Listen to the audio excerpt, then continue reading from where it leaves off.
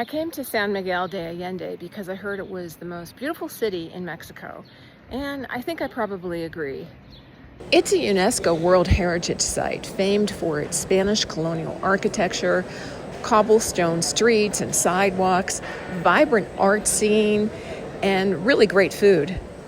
My favorite things in San Miguel de Allende is taking a walking tour of the historic center. I did a nonprofit one that benefits poor children.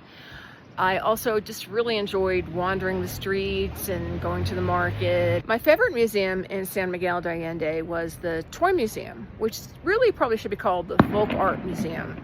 Oh, and by the way, fireworks all the time, not necessarily at night, just something that seems to be very popular in Latin America. But the Toy Museum, it has masks, it has toys, but more than just what you'd think for kids.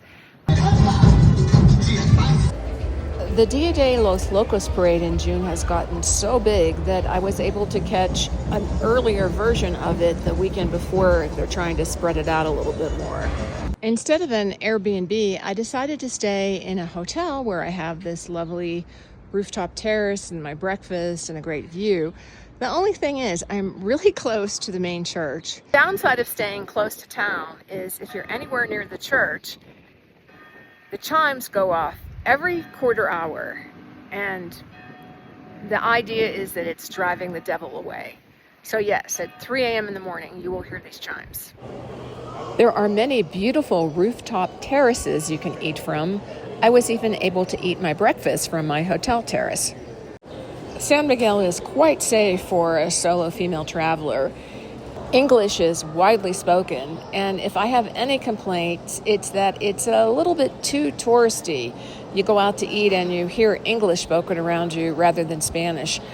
The city is also a little bit more expensive than most other places in Mexico. Miguel de Allende is a little tricky to get to. It's a 4-hour bus trip from Mexico City, which is why I didn't come here the last time I was in Mexico visiting Mexico City. Instead, I flew to the nearest airport, which is QRO, but it's about an hour and a half away. San Miguel not only has cobblestone streets, but cobblestone sidewalks, and they can get really slick when it rains. It's also quite steep. You're always going up and down hills. I actually wore my boots most of the time. Overall, the temperatures are great. It's spring-like most of the year and not too hot. There's a lot of day trips you can take from San Miguel.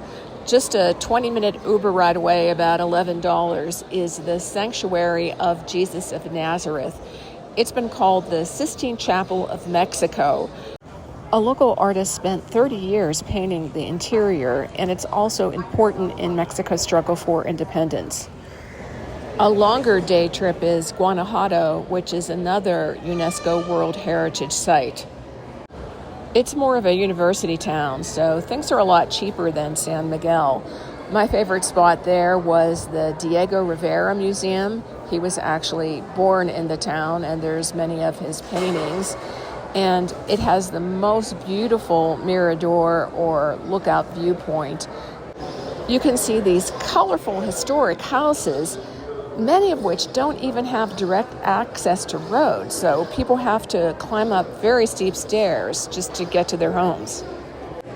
It's such a cool city. I wish I'd stayed here a couple nights as well.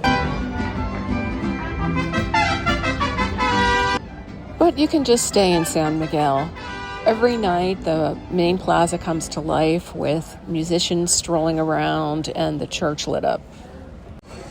There's beautiful architecture and art everywhere.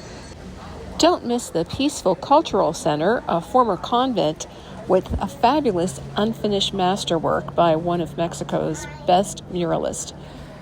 I also really enjoyed the Botanical Garden, which is a little bit of a climb up from the center of the city, or a $5 Uber ride.